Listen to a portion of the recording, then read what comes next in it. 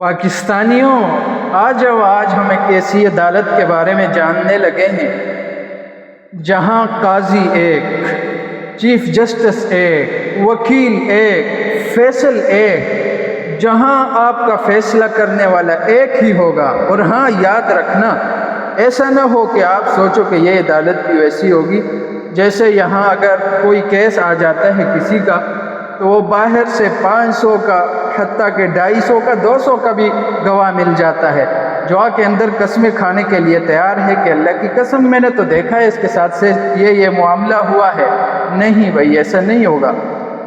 آپ کا وکیل بھی ایک، آپ کا قاضی بھی ایک، آپ کا فیصل بھی ایک، اور وہ ہوگی اللہ رب العزت کی ذات۔ اور اعلان ہوگا وَامْتَازُوا الْيَوْمَ أَيُّهَا الْمُجْرِمُونَ، اور گواہی آپ کے ہاتھ دیں گے، آپ کے پاؤں دیں گے، آپ کی آنکھیں دیں گی، آپ کے جسم کا رواں رواں آپ کے خلاف گواہی دے رہا ہوگا۔